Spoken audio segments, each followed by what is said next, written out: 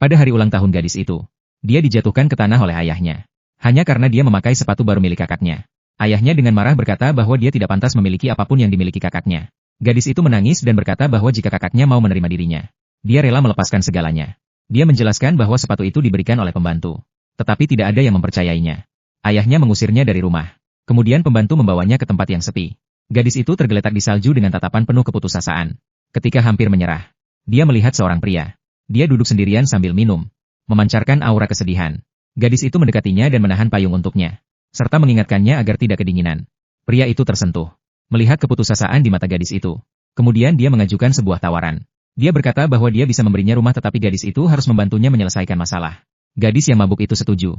Kemudian pria itu membawanya pulang. Dalam perjalanan mereka bertemu dengan seorang wanita yang mengganggunya. Pria itu menyuruh gadis itu untuk menyelesaikan masalah itu. Dia tidak ragu dan meludahi wanita itu, lalu berjalan pergi tanpa menoleh. Pagi berikutnya gadis itu terbangun, dan mendapati dirinya tidur bersama pria itu. Dia tidak tahu apa yang terjadi. Pria itu dengan lembut memberitahunya, bahwa malam itu dia menangis dan memintanya untuk memberinya rumah. Bertekad agar pria itu menerima dirinya. Gadis itu melihat bekas cakaran di punggung pria itu, merasakan rasa kasihan dan malu.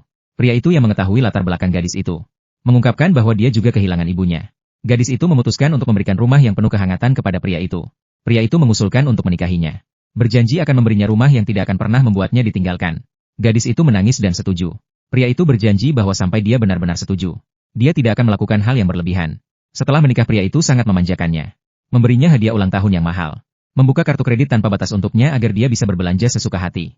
Ketika dia tahu gadis itu ingin membeli hadiah ulang tahun untuk saudara ketiganya, pria itu memilihkan jam tangan edisi terbatas senilai $60.000 untuknya. Pada pesta ulang tahun saudara ketiganya, keempat saudara gadis itu memperhatikan dia. Ketika mereka melihat jam tangan itu mereka merasa ada yang tidak beres.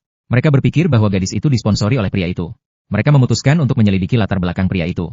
Sementara itu kakek gadis itu mengirim orang untuk memperingatkannya, agar dia tidak berhubungan dengan mereka. Kalau tidak, dia akan mematahkan kaki keempat saudara gadis itu. Saat gadis itu tidak tahu harus berbuat apa, pria itu menemui gadis itu dan ketika melihat saudara-saudaranya, dia menyebut mereka anak-anak. Terjadi konflik sengit. Saudara-saudaranya memukul pria itu hingga mulutnya berdarah. Setibanya di rumah gadis itu dengan hati yang sedih merawat luka-luka pria itu. Tapi pria itu malah menghiburnya. Malam itu ketika gadis itu turun ke bawah dia melihat pria itu sedang minum lagi. Dia memintanya untuk berhenti minum. Pria itu memeluknya dan dengan lembut memegang kaki gadis itu yang dingin. Keduanya terjebak dalam ketegangan emosional lagi.